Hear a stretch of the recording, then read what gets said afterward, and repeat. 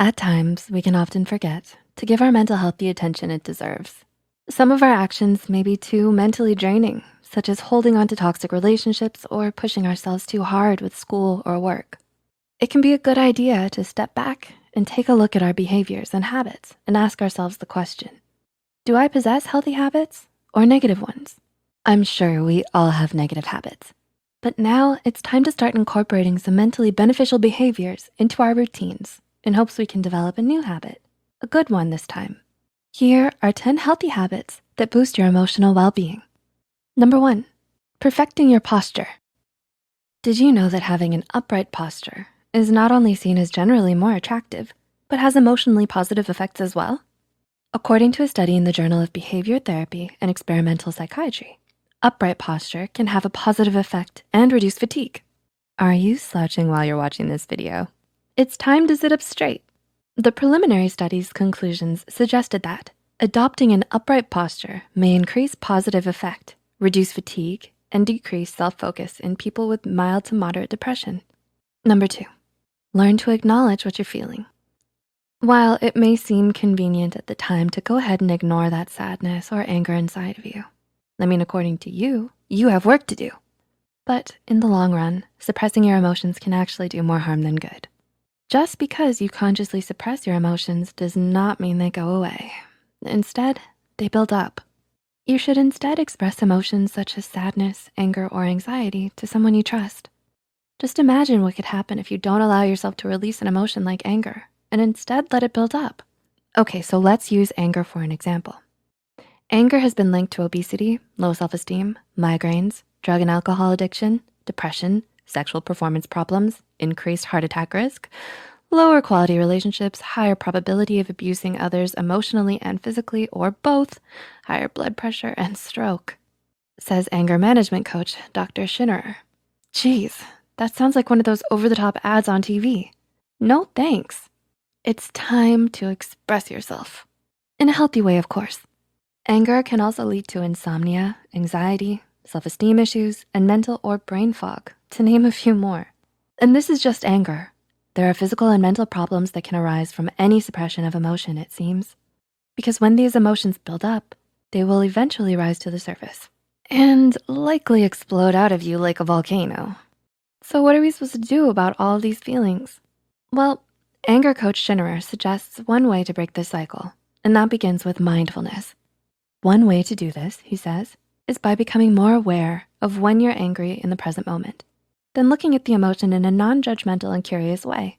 So instead of beating yourself up, acknowledge how you're feeling and think about ways to cope. So try taking a break if you're feeling anger in a toxic situation and leave the room. Pretend your favorite pizza dish has just arrived and you need to pause your game. That is the treacherous game of anger, level 5, volcano eruption of fury. Hey, I'm giving visuals here. Remember, this is just anger, but you can do this with all of your emotions. We can't always control what we feel, but we can control what actions we take once we're triggered. Feel your emotion at the moment, acknowledge it, express it in a calm way, then let the emotion flow out of you, like an ocean breeze in the midsummer air. Yep, visuals help release your emotions in a healthy way, a cathartic way. Number 3, get enough sleep.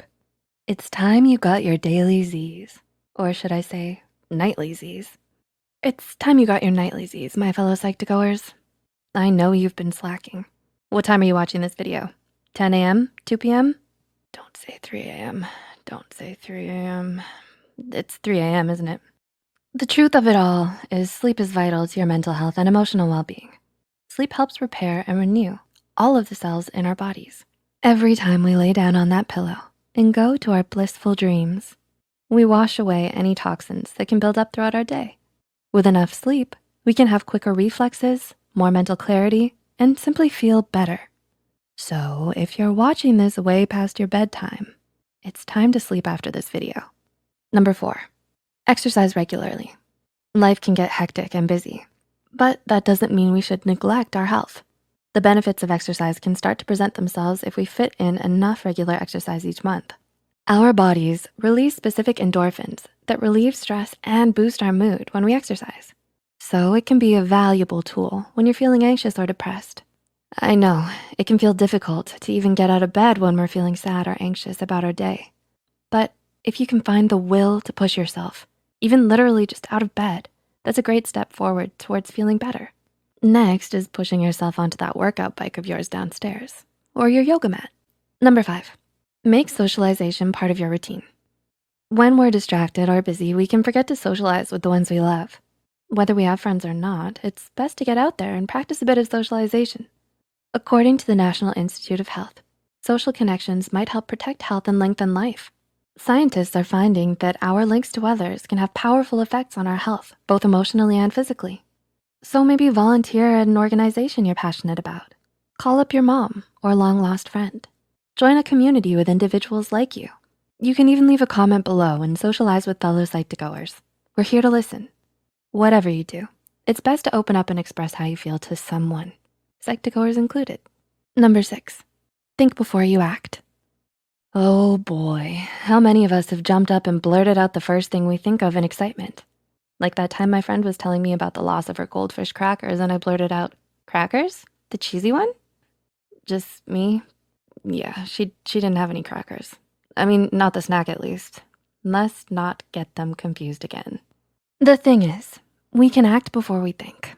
When we first need to calm down our strong emotions before taking action. Sometimes before even processing a request or comment, we fill in the blank with what we think someone else means. In my case, I thought she said, "We got some goldfish crackers." But what she really said was, "The funeral preparations for my goldfish crackers has already begun." I get, but often people can interpret something said with normalcy as something cruel intended due to our own negative feelings. So it's best to think and process what's really being said before you act. Number 7, be present in the moment. This behavior isn't always the easiest to turn habitual. We can often ruminate on our worries throughout the day. These worries can create anxiety and pile up. Instead, try focusing on one task at a time.